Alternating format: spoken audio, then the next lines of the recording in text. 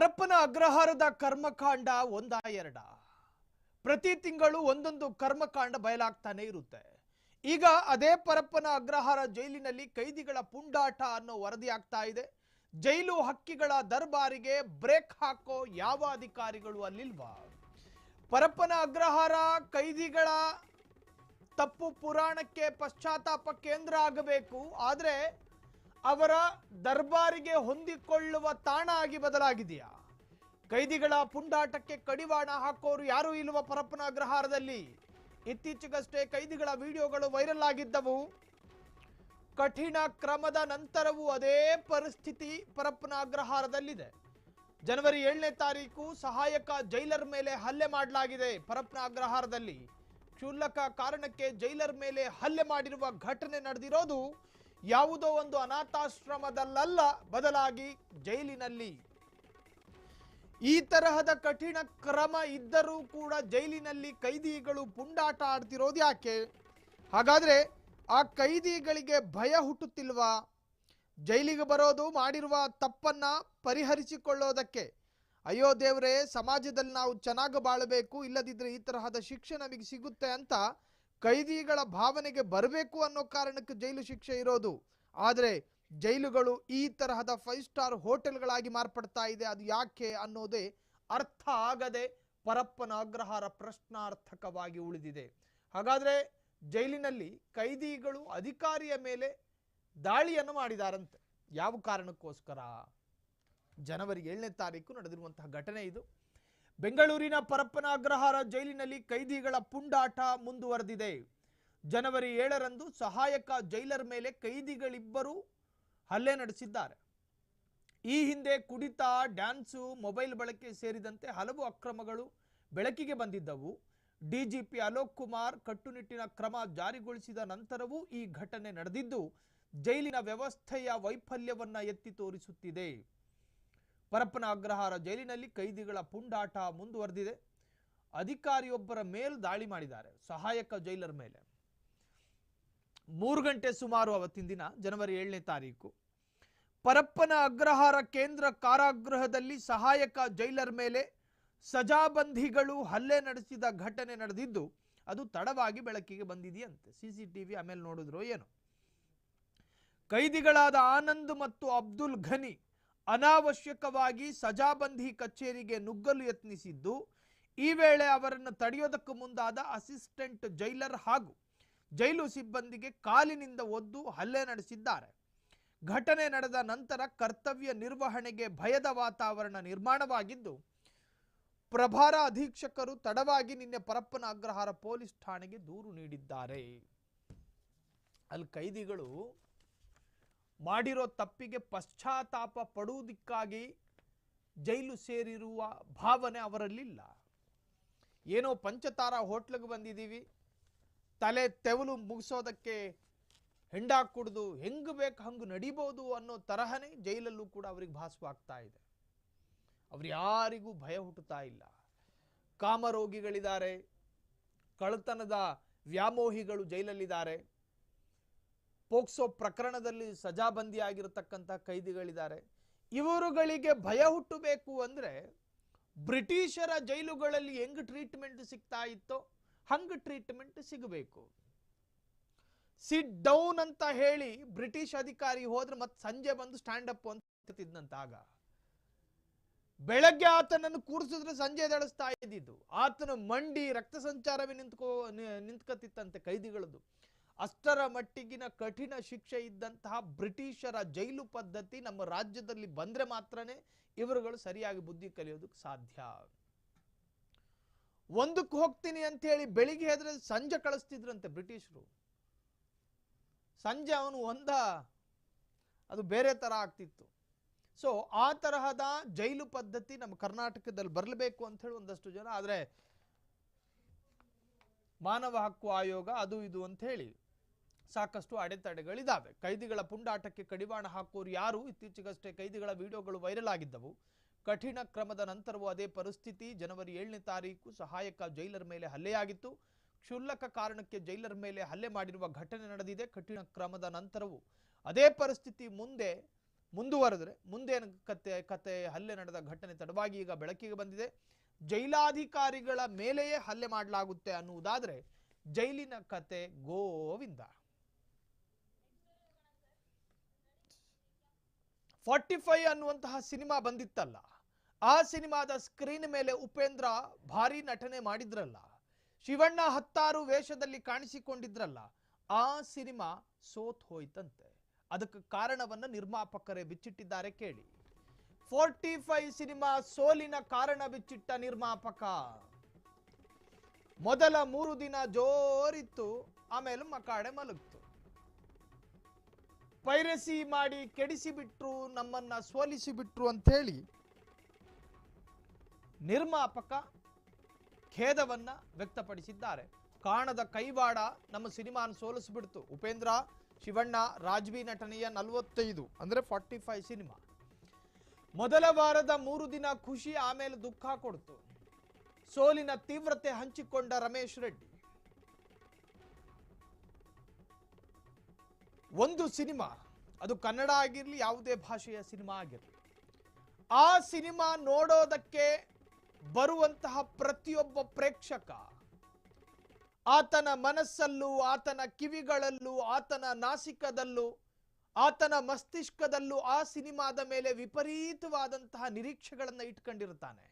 ಈ ಸಿನಿಮಾ ಹಿಂಗಿರಬೇಕು, ಈ ಸಿನಿಮಾದ ಹೀರೋ ಹಿಂಗ್ ನಟನೆ ಮಾಡಬೇಕು, ಆತನ ಪ್ರತಿಯೊಂದು ಆಕ್ಟಿವಿಟೀಸ್ ಕೂಡ ನಮಗೆ ಮನರಂಜನೆ ಕೊಡಬೇಕು, ನಾನಾ ತರಹದ ಎಕ್ಸ್ಪೆಕ್ಟೇಷನ್ ಬರುವಂತಹ ಆಡಿಯನ್ಸಿಗೆ ಇರುತ್ತೆ. ಈ ಎಲ್ಲ ಎಕ್ಸ್ಪೆಕ್ಟೇಷನ್ಗಳನ್ನ ರೀಚ್ ಮಾಡುವಂತಹ ಕೆಪಾಸಿಟಿ ಆ ಚಿತ್ರದ ಕಥೆಯಲ್ಲಿರಬೇಕು, ಆ ಚಿತ್ರದ ಕಲಾವಿದನಲ್ಲಿರಬೇಕು. ಇದು ಯಾವುದೂ ಇಲ್ಲದಿದ್ದರೆ ಕೆಲವೊಮ್ಮೆ ಚಿತ್ರಗಳು ಸೋಲುತ್ತೆ. ಆದರೆ ಈ 45 ಸಿನಿಮಾ ಆ ಯಾವ ಕ್ವಾಲಿಟಿಯಲ್ಲೂ ಕೊರತೆ ಇತ್ತು ಅಂತ ನಾನು ಹೇಳ್ತಾ ಇಲ್ಲ. ಆದರೆ ಇತ್ತೀಚೆಗಿನ ಜನರೇಷನ್ಗೆ ರೀಚ್ ಆಗಬೇಕಲ್ಲ. ನೀವು ಏನನ್ನೋ ಹೇಳ್ತೀರಿ, ಅಲ್ಲಿ ಇನ್ನೇನೋ ಆಗ್ತಾ ಇರುತ್ತೆ, ನೋಡುವ ಆಡಿಯನ್ಸ್ ಕನ್ಫ್ಯೂಸ್ ಆಗ್ತಾನೆ, ಇದು ಏನು ಆಗ್ತಾ ಇದೆ ಅಂತ. ಸೊ ಹಾಗಾಗಿ ಕೆಲವೊಮ್ಮೆ ಚಿತ್ರಕಥೆಗಳು, ಆ ಚಿತ್ರದಲ್ಲಿರ್ತಕ್ಕಂತಹ ನಟರ ಆಕ್ಟ್ಗಳು ಕೂಡ ಮ್ಯಾಟ್ರ್ ಆಗುತ್ತೆ. ಸೊ ಈಗ ಈ ಸಿನಿಮಾ ಸೋಲೋದಕ್ಕೆ ಏನು ಕಾರಣ ಅಂತ ಕೇಳಿದ್ರೆ ನಿರ್ಮಾಪಕರು ಹೇಳ್ತಾರೆ, ಕಾಣದ ಕೈವಾಡ ಇದೆ, ಪೈರಸಿ ಮಾಡಲಾಗ್ತಾ ಇದೆ. ಮೊದಲ 3 ದಿನ ಜೋರಿತ್ತು, ಆಮೇಲೆ ಏಕಾಏಕಿ ಮಂಕಾಯಿತು, ಪೈರಸಿ ಮಾಡಿ ಕೆಡಿಸಿಬಿಟ್ರು, ನಮ್ಮನ್ನು ಸೋಲಿಸಿಬಿಟ್ರು, ಕಾಣದ ಕೈವಾಡ ಎಂದ 45 ಸಿನಿಮಾದ ನಿರ್ಮಾಪಕ ರಮೇಶ್ ರೆಡ್ಡಿ. ಉಪೇಂದ್ರ, ಶಿವಣ್ಣ, ರಾಜ್ಬಿ ನಟನೆಯ 45 ಸಿನಿಮಾ ಮೊದಲ ವಾರದ 3 ದಿನ ಖುಷಿ, ಆಮೇಲೆ ದುಃಖ ಕೊಡ್ತು. ಸೋಲಿನ ತೀವ್ರತೆಯನ್ನ ಹಂಚಿಕೊಂಡ ಚಿತ್ರದ ನಿರ್ಮಾಪಕ ರಮೇಶ್ ರೆಡ್ಡಿ.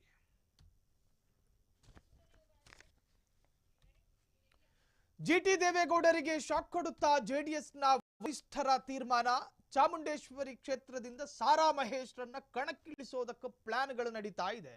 ಸಾರಾ ಮಹೇಶ್ ಕಣಕ್ಕಿಳಿಸಲು ಒಪ್ಪಿಗೆ ಕೊಟ್ಟು ಬಿಟ್ರ ದೇವೇಗೌಡರು. ಜಿಟಿ ದೇವೇಗೌಡರು ಯಾರು? ಮೈಸೂರು ಚಾಮುಂಡೇಶ್ವರಿ ಕ್ಷೇತ್ರದ ಶಾಸಕ, ಅದು ಕೂಡ ಜೆಡಿಎಸ್ ಶಾಸಕ.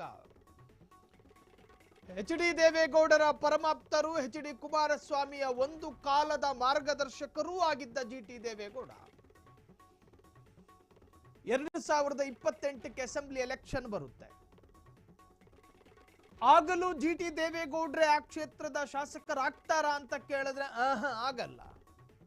ಯಾಕೋ ಅಂತೇಳಿ ಯಾರಾದ್ರೂ ಪ್ರಶ್ನೆ ಮಾಡಿದ್ರೆ, ಮುಂದಿನ ಬಾರಿ ಜೆಡಿಎಸ್ ಅಲ್ಲಿ ಕಣಕ್ಕಿಳಿಸ್ತಾ ಇರೋದು ಜಿಟಿ ದೇವೇಗೌಡ್ರನ್ನಲ್ಲ, ಬದಲಾಗಿ ಸಾರಾ ಮಹೇಶ್ರನ್ನ.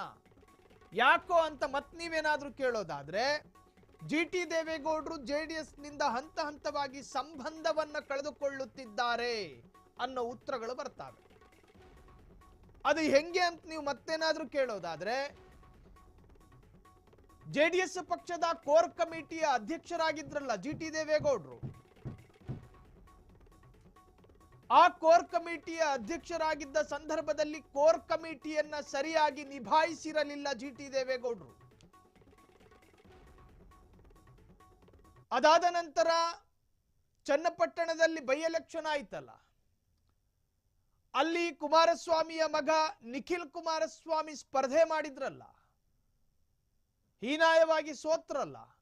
ಆ ಚುನಾವಣಾ ಸಂದರ್ಭದಲ್ಲಿ ಸ್ಟಾರ್ ಕ್ಯಾಂಪೇನಿಗಂತ ಜಿಟಿ ದೇವೇಗೌಡರು ಒಂದು ಗಳಿಗೆ ಬಂದು ಹೋಗಲಿಲ್ಲ. ಅದರರ್ಥ ಜೆಡಿಎಸ್ ಪಕ್ಷದ ನಾಯಕರು ಗೆಲ್ಲುವುದು ಜಿಟಿ ದೇವೇಗೌಡರಿಗೆ ಇಷ್ಟ ಇಲ್ವೇನೋ? ಜೆಡಿಎಸ್ ಪಕ್ಷದಲ್ಲಿ ಅತ್ಯಂತ ಸಕ್ರಿಯರಾಗಿ ತನ್ನ ನಾಯಕತ್ವವನ್ನು ತೋರಿಸೋದಕ್ಕೆ ಜಿಟಿ ದೇವೇಗೌಡರಿಗೆ ಯಾಕೋ ಮನಸ್ಸಿಲ್ಲ. ಹಾಗಾಗಿ ಜೆಡಿಎಸ್ ಜಿಟಿ ದೇವೇಗೌಡರನ್ನ ದೂರ ಮಾಡ್ತು. ಜಿಟಿ ದೇವೇಗೌಡರು ಕೂಡ ಹಂತ ಹಂತವಾಗಿ ಜೆಡಿಎಸ್ನಿಂದ ದೂರ ಹೋದ್ರು. ಶಾಸಕ ಸ್ಥಾನದ ಜೊತೆಗೆ ಕೋರ್ ಕಮಿಟಿಯ ಅಧ್ಯಕ್ಷ ಸ್ಥಾನವೂ ಇತ್ತಲ್ಲ ಜಿಟಿ ದೇವೇಗೌಡರಿಗೆ. ಆ ಸ್ಥಾನವನ್ನು ಕೂಡ ಕಸಿತು ಜೆಡಿಎಸ್. ಕೋರ್ ಕಮಿಟಿ ಅಧ್ಯಕ್ಷ ಸ್ಥಾನ ಬೇರೆಯವರಿಗೆ ಕೊಟ್ಟರು. ಅದಾದ ನಂತರ ಮೈಸೂರಿನಲ್ಲಿ ನಡೆಯುವ ಪ್ರತಿಯೊಂದು ಕಾಂಗ್ರೆಸ್ನ ಕಾರ್ಯಕ್ರಮಕ್ಕೂ ಕೂಡ ಜಿಟಿ ದೇವೇಗೌಡರು ಹೋಗ್ತಿದ್ರು. ಇನ್ವಿಟೇಷನ್ ಇದ್ರು ಇಲ್ದಲೇ ಇದ್ರು ಹೋಗಿ ಬರ್ತಾ ಇದ್ರು. ಅದು ಪಕ್ಷದ್ರೋಹದ ಕೆಲಸ ಅಲ್ವಾ ಅಂತ ಹೇಳಿ ಒಂದಷ್ಟು ಕಾರ್ಯಕರ್ತರು ಹೇಳೋದಕ್ಕೆ ಶುರು ಮಾಡಿದ್ರು. ನೀವು ನಮ್ಮ ಮನೆಯಲ್ಲಿ ಇರೋದಕ್ಕಿಂತ ಪಕ್ಕದ ಮನೆಯಲ್ಲೇ ಇರೋದು ಜಾಸ್ತಿ ಆಯ್ತಲ್ಲ ಅಂತ ಹೇಳಿ ಒಂದಷ್ಟು ಜನ ವಿಮರ್ಶೆ ಮಾಡೋದಕ್ಕೆ ಶುರು ಮಾಡಿದ್ರು. ನೀವು ನಮ್ಮ ಮನೆ ಮಗ ಅಲ್ವಾ, ಆದ್ರೆ ನೀವು ಪಕ್ಕದ ಮನೆಯಲ್ಲಿ ನಿಮಗೇನು ಕೆಲಸ? ಕಾಂಗ್ರೆಸ್ನಲ್ಲೇ ಹೆಚ್ಚಾಗಿ ಕಾಣಿಸಿಕೊಳ್ಳೋದಕ್ಕೆ ಶುರು ಮಾಡಿದ್ರು. ಸಿದ್ದರಾಮಯ್ಯರು ಕೂತ್ಕೊಂಡಿರೋ ವೇದಿಕೆಯಲ್ಲೇ ಸಿದ್ದರಾಮಯ್ಯರನ್ನ ಹಾಡಿ ಹೊಗಳಿದ್ರು. ಮುಡಾ ಹಗರಣ ಬಂದಾಗ ಕುಮಾರಸ್ವಾಮಿಯ ವಿರುದ್ಧ ಮಾತನಾಡಿದ್ರು ಜಿಟಿ ದೇವೇಗೌಡರು. ಇವೆಲ್ಲವನ್ನೂ ಸಹಿಸಿಕೊಂಡು ಕೂರುವುದಕ್ಕೆ ಕುಮಾರಸ್ವಾಮಿಗಾಗಲಿ ಜೆಡಿಎಸ್ ಪಕ್ಷಕ್ಕಾಗಲಿ ಉದಾರ ಮನಸ್ಸಿಲ್ಲ. ಹಾಗಾಗಿ ಮುಂಬರುವ ಚುನಾವಣೆಯಲ್ಲಿ ಸಾರಾ ಮಹೇಶ್ರನ್ನ ಕಣಕ್ಕಿಳಿಸುವುದರ ಮುಖಾಂತರವಾಗಿ ಕಟ್ಟ ಕಡೆಯ ಮೊಳೆ ಹೊಡೆಯೋದಕ್ಕೆ ಜೆಡಿಎಸ್ ಪ್ಲಾನ್ ಮಾಡ್ಕೊಂಡಿದೆ. ಅದರ ಮುಖೇನ ಜಿಟಿ ದೇವೇಗೌಡರ ಜೆಡಿಎಸ್ಸಿನ ರಾಜಕಾರಣ ಅಲ್ಲಿಗೆ ಮುಕ್ತಾಯ ಆಗೋ ಸಾಧ್ಯತೆಗಳಿದಾವೆ. ಪ್ರಶ್ನಾರ್ಥಕ ಚಿಹ್ನೆ. ಸಾರಾ ಮಹೇಶ್ರನ್ನ ಕಣಕ್ಕಿಳಿಸೋದಕ್ಕೆ ಒಪ್ಪಿಗೆ ಕೊಟ್ಟು ಬಿಡ್ತಾರಾ ದೇವೇಗೌಡರು? ಜೆಡಿಎಸ್ಸಿನ ಪರಿಷತ್ ಸದಸ್ಯ ಮಂಜೇಗೌಡರಿಂದ ಸ್ಫೋಟಕ ಹೇಳಿಕೆ. ಪಕ್ಷದ ಚಟುವಟಿಕೆಗಳಿಂದ ಅಂತರ ಕಾಯ್ದುಕೊಂಡಿರುವ ಜಿಟಿ ದೇವೇಗೌಡ ಕೋರ್ ಕಮಿಟಿ ಅಧ್ಯಕ್ಷ ಸ್ಥಾನದಿಂದಲೂ ಗೇಟ್ ಪಾಸ್ ನೀಡಲಾಗಿತ್ತು. ಇದೀಗ ಚಾಮುಂಡೇಶ್ವರಿ ಕ್ಷೇತ್ರಕ್ಕೂ ಟಿಕೆಟ್ ನೀಡದಿರಲು ತೀರ್ಮಾನಿಸುತ್ತಾರೆ ಅಥವಾ ತೀರ್ಮಾನಿಸ್ತಾರಾ ಅನ್ನೋ ಪ್ರಶ್ನೆಗಳು ಕಾಡ್ತಾ ಇದೆ. ಒಟ್ಟಾರೆ ಮುಂಬರುವ ಚುನಾವಣೆಯಲ್ಲಿ ಜೆಡಿಎಸ್ ತೆಗೆದುಕೊಳ್ಳುವ ನಿರ್ಧಾರಗಳತ್ತ ಜೆಡಿಎಸ್ ಕಾರ್ಯಕರ್ತರ ಚಿತ್ತ ನೆಟ್ಟಿದೆ. ಬಿಗ್ ಬಾಸ್ ಕನ್ನಡ 12ನೇ ಸೀಸನ್. ಈ ಸೀಸನ್ನ ಗ್ರ್ಯಾಂಡ್ ಫಿನಾಲೆ ಇವತ್ತು ನಡೆಯುತ್ತೆ. ಎಲ್ಲವೂ ಅಂದುಕೊಂಡಂತಾದ್ರೆ ಕಿಚ್ಚ ಸುದೀಪ್ ಯಾರ ಕೈಯನ್ನ ಹಿಡಿದು ಮೇಲಕ್ಕೆತ್ತುತ್ತಾರೆ? ಜನ ಕಾತುರದಿಂದ ಕಾಯ್ತಾ ಇದ್ದಾರೆ. ಒಂದಷ್ಟು ಜನ ಗಿಲ್ಲಿ ಅಂತಾರೆ, ಇನ್ನೊಂದಷ್ಟು ಜನ ಅಶ್ವಿನಿ ಗೌಡ ಅಂತಾರೆ. ಯಾರನ್ನ ಹಿಡಿದು ಮೇಲಕ್ಕೆತ್ತುತ್ತಾರೋ ಗೊತ್ತಿಲ್ಲ. ಯಾರಾಗ್ತಾರೆ ಬಿಗ್ ಬಾಸ್ ವಿನ್ನರ್? ಸಿಕ್ಕೇ ಬಿಡ್ತು ನೋಡಿ ಸುಳಿವು. ಇಂದು ಸಂಜೆ ನಡೆಯಲಿದೆ ಬಿಗ್ ಬಾಸ್ 12ರ ಮೆಗಾ ಫಿನಾಲೆ. ವಿನ್ನರ್ಗೆ ಸಿಕ್ಕಿದೆಯಂತೆ ಬರೋಬ್ಬರಿ 37 ಕೋಟಿ ವೋಟ್ಗಳು. ಕಳೆದ ಬಾರಿ 5 ಕೋಟಿ ಮತ ಪಡೆದಿದ್ದ ಹನುಮಂತ ಈ ಬಾರಿ ಗಿಲ್ಲಿ ನಟ ಪಡೆದ್ನ 37 ಕೋಟಿ ಮತಗಳು. ಬನಿಯನ್ ರಾಜ ಗಿಲ್ಲಿ. ಸಾಮಾಜಿಕ ಜಾಲತಾಣದಲ್ಲಿ ಜೋರಾಯಿತು ಬಿಸಿ ಬಿಸಿ ಚರ್ಚೆ. ಬಿಗ್ ಬಾಸ್ 12ರ ವಿನ್ನರ್ಗೆ ಸಿಕ್ಕ ವೋಟ್ ಬರೋಬ್ಬರಿ 37 ಕೋಟಿ. ಯಾರಾಗ್ತಾರೆ ಬಿಗ್ ಬಾಸ್ ವಿನ್ನರು? ಬನಿಯನ್ ಹಾಕೊಂಡೆ ಮ್ಯಾಜಿಕ್ ಮಾಡ್ದ ಬಿಗ್ ಬಾಸ್ ಮನೆಯಲ್ಲಿ. ಇನ್ನು ಉಳಿದವರು ಪಾಪ ಗಂಟ್ಲು ಹರ್ಕೊಂಡು ಪ್ರಯೋಜನ ಆಗಲಿಲ್ಲ. ಮನುಷ್ಯನ ಕಣ್ಣುಗಳಿಗೆ ವಿಭಿನ್ನವಾದಂತಹ ದೃಶ್ಯಗಳು ಕಾಣಬೇಕು. ಇದರಿಂದ ಆದ್ರೂ ಅರ್ಥ ಮಾಡ್ಕೊಳ್ಳಿ ಮುಂದೆ ಯಾರಾದ್ರೂ ಕಂಟೆಸ್ಟೆಂಟ್ಗಳು ಹೋದ್ರೆ.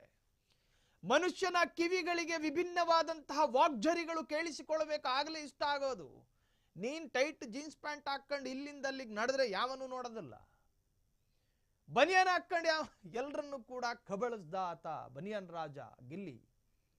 ಇದರರ್ಥ ಇಂತಹ ಕಂಟೆಸ್ಟೆಂಟ್ಗಳಿಗೆ ಪ್ರಮೋಷನ್ ಕೊಡುತ್ತಿಲ್ಲ ಈಗಿನ ಜನರೇಷನ್. ಹಾಗೆ ನಿಮ್ಮ ನಯನ ಮನೋಹರವಾದ ಕಣ್ಣಿನ ಕೃಷ್ಣಮಣಿಗಳಿಗೆ ವಿಭಿನ್ನವಾದಂತಹ ದೃಶ್ಯಗಳು, ನಿಮ್ಮ ಆ ಒಂದು ತರಹದ ಏನು ಮನರಂಜನೆ ಕೊಡುವಂತಹ ರೀತಿ ನೀತಿ ಅವೆಲ್ಲವೆಲ್ಲೂ ಕೂಡ ವಿಭಿನ್ನತೆ ಬೇಕು. ಇವತ್ತು 37 ಕೋಟಿ ಮತಗಳನ್ನು ಪಡ್ಕೊಂಡಿದ್ದಾನೆ ಅಂದ್ರೆ ಹೆಣ್ಣು ಮಕ್ಕಳ ಮನಸ್ಸಿಗೆ ತೀರಾ ಹತ್ರ ಆಗಿದ್ದಾನೆ ಅಂತ.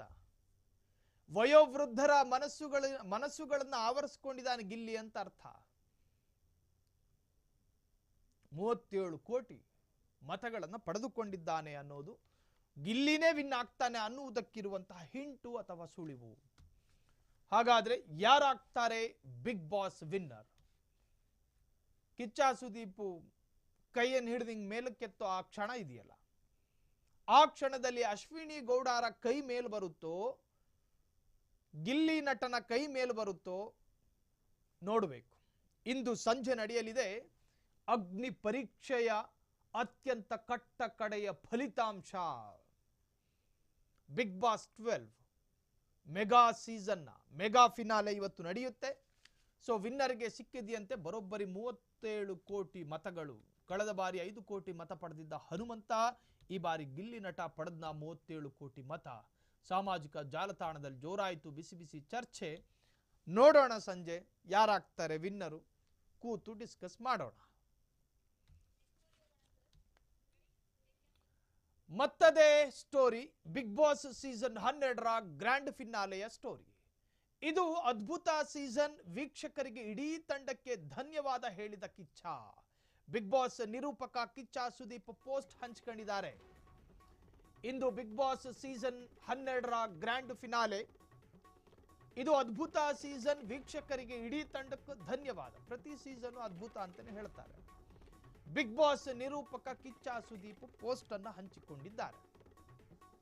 ಸೂರ್ಯಾಸ್ತದ ಹೊತ್ತಿಗೆ ಬಿಗ್ ಬಾಸ್ ಸೀಸನ್ 12 ಮುಕ್ತಾಯವಾಗಲಿದೆ. ಇದೊಂದು ಅದ್ಭುತ ಸೀಸನ್ ಎಂದು ಕಿಚ್ಚ ಪೋಸ್ಟ್ ಹಂಚಿಕೊಂಡಿದ್ದಾರೆ. ಬೆಂಬಲಕ್ಕಾಗಿ ಪ್ರತಿಯೊಬ್ಬ ವೀಕ್ಷಕರಿಗೆ ನನ್ನ ಹೃತ್ಪೂರ್ವಕ ಧನ್ಯವಾದ. ಎಲ್ಲ ಸ್ಪರ್ಧಿಗಳಿಗೆ ಹೃತ್ಪೂರ್ವಕ ಅಭಿನಂದನೆಗಳು. ಸೀಸನ್ನ ವಿಜೇತರಿಗೆ ನನ್ನ ಹೃದಯಪೂರ್ವಕ ಅಭಿನಂದನೆ ಎಂದ ಕಿಚ್ಚ. ಒಂದೇ ಲೈನಲ್ಲಿ ಹೇಳಬಹುದಿತ್ತು, ಎಲ್ಲರಿಗೂ ಅಭಿನಂದನೆ ಅಂತ. ಈ ಅದ್ಭುತ ಯಶಸ್ಸಿಗೆ ಕಾರಣರಾದ ಇಡೀ ತಾಂತ್ರಿಕ ತಂಡಕ್ಕೆ ಅಭಿನಂದನೆ. ಮತ್ತೊಂದು ಅಭಿನಂದನೆ, ನೀವೆಲ್ಲರೂ ಇಲ್ಲದೆ ಇದ್ದರೆ ಬಿಗ್ ಬಾಸ್ ಇಲ್ಲ ಎಂದು ಪೋಸ್ಟು. ಇಂದು ಬಿಗ್ ಬಾಸ್ ಸೀಸನ್ 12ರ ಗ್ರ್ಯಾಂಡ್ ಫಿನಾಲೆ. ಆ ರಿಯಾಲಿಟಿ ಶೋ ಅನ್ನ ನೀವು ಸ್ಕ್ರೀನ್ ಮೇಲೆ ಈಗ ಅವರ ಅಧಿಕೃತ ಟ್ವಿಟರ್ ಸಾಲುಗಳನ್ನು ಗಮನಿಸ್ತಾ ಇದ್ದೀರಿ. ಕನ್ನಡದ ಅತಿದೊಡ್ಡ ರಿಯಾಲಿಟಿ ಶೋ ಎಂದು ಕರೆಸಿಕೊಳ್ಳುವ ಬಿಗ್ ಬಾಸ್ ಸೀಸನ್ 12 ಅದನ್ನ ನೋಡಿದ ಪ್ರತಿಯೊಬ್ಬ ವೀಕ್ಷಕ, ಕೆಲವರು ತಿಂಡಿ ಮಾಡ್ತಾ ನೋಡ್ತಾ ಇದ್ರು, ಇನ್ನು ಕೆಲವರು ಊಟ ಮಾಡ್ತಾ ನೋಡ್ತಾ ಇದ್ರು, ಇನ್ನು ಕೆಲವರು ಬ್ಲ್ಯಾಕ್ ಟೀ ಕುಡಿತಾ ನೋಡ್ತಾ ಇದ್ರು, ಇನ್ನು ಕೆಲವರು ನೋ ಶುಗರ್ ಹಾಕೊಂಡು ಬ್ಲ್ಯಾಕ್ ಕಾಫಿ ಕುಡಿತಾ ನೋಡ್ತಾ ಇದ್ರು. ಒಂದಷ್ಟು ಜನ ಎಂಜಾಯ್ ಮಾಡಿದ್ರು, ಇನ್ನೊಂದಷ್ಟು ಜನರಿಗೆ ಮತ್ಸರ. ನಾನು ಆ ಸ್ಕ್ರೀನ್ ನಲ್ಲಿ ಕಾಣಿಸ್ಕೋತಾ ಇಲ್ವಲ್ಲ, ಛೇ ನಾನು ಇರಬೇಕಾಗಿತ್ತಲ್ಲ, ಇವ್ರ ತರನೇ ನಾನು ವೈರಲ್ ಆಗಿದ್ದೆ, ನಾನು ಯಾಕೆ ಹೋಗಲಿಲ್ಲ, ಈ ತರಹದ್ದು. ಮನುಷ್ಯ ಸ್ವಾಭಾವಿಕ, ಹ್ಯೂಮನ್ ಸೈಕಾಲಜಿ. ಇನ್ನೊಂದಷ್ಟು ಜನ ಅಲ್ಲೇ ಅಕ್ಕಪಕ್ಕದ ಮನೆಯವರಿಗೆ ಜಗಳ. ಆಯಮ್ಮ ಇವರಿಗಿಷ್ಟ ಇಲ್ದಲೇ ಇರೋ ಕಂಟೆಸ್ಟೆಂಟಿಗೆ ಚಪ್ಪಾಳೆ ತಟ್ಟಬಾರದು. ಇನ್ನು ಇಲ್ಲಿ ಕೂತ್ ನೋಡ್ತಾ ಇರೋ ಮನೆ ಯಜಮಾನಿ, ಆಕೆಗೆ ಯಾರು ಇಷ್ಟ ಆಗ್ತಾರೋ ಅವರಿಗೆ ಚಪ್ಪಾಳೆ ತಟ್ಟಬೇಕು, ಬಂದು ಟಿವಿ ನೋಡಕ್ ಬಂದವರು. ಸೊ ಈ ತರಹದ ಗ್ರಾಮಗಳಲ್ಲಿ ಜಗಳ, ಒಂದು ತರಹದ ಎಂಜಾಯ್ ಮಾಡ್ಕೊಂಡೆ ನೋಡ್ತಾ ಇದ್ರು. ಅದರ ಕಟ್ಟ ಕಡೆಯ ಘಳಿಗೆಗೆ ಇವತ್ತು ಬಂದು ತಲುಪಿದೆ.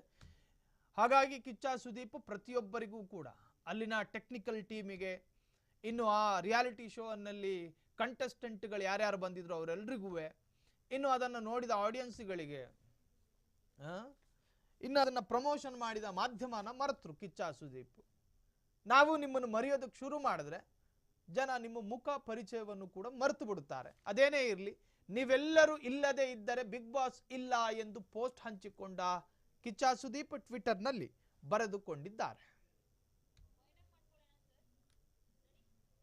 ಇದಾಗಿತ್ತು ಈ ಕ್ಷಣದ ಸುದ್ದಿ. ನೋಡ್ತಾ ಇರಿ ಫ್ರೀಡಂ ಟಿವಿ, ಇದು ಜನಸಾಮಾನ್ಯರ ಶಕ್ತಿ.